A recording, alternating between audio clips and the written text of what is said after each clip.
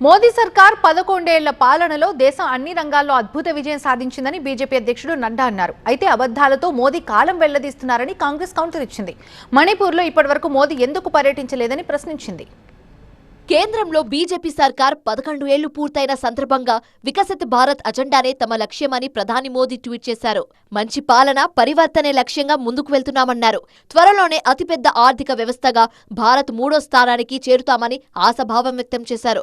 సబ్కా సాథ్, సబ్కా వికాస్, సబ్కా విశ్వాస్, సబ్కా ప్రయాస్ ఎన్డీఏ సర్కార్ లక్ష్యమన్నారు. సమిష్ట విజయంపై గర్విస్తూనే ఆశ, విశ్వాసం, సంకల్పంతో వికసిత్ భారత్ నిర్మాణం వైపు ముందుకు వెళ్తున్నామని ప్రధాని మోదీ ఆ ట్వీట్లో పేర్కొన్నారు. 11 ఏళ్ల ప్రధాని మోదీ పాలనలో దేశం అన్ని రంగాల్లో అద్భుతమైన ప్రగతి సాధించిందన్నారు బీజేపీ అధ్యక్షుడు జేపీ నడ్డా.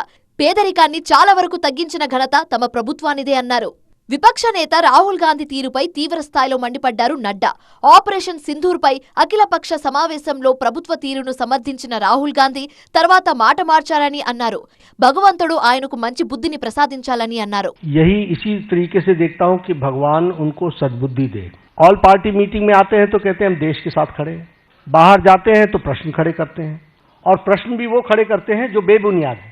इसलिए इस तरीके का नैरेटिव बनाने का काम అయితే 11 ఏళ్ల పాలనలో మోదీ సర్కార్ అబద్ధాలతో కాలం వెళ్లదీస్తుందని కాంగ్రెస్ విమర్శించింది.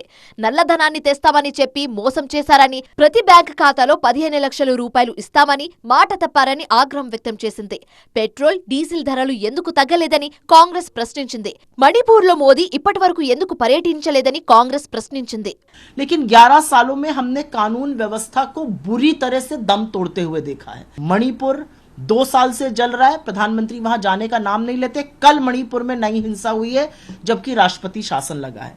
जम्मू कश्मीर में 9 जून 2024 से 9 जून 2025 के बीच में 90 लोगों की आतंकियों के हाथों షహాదత్ हुई है.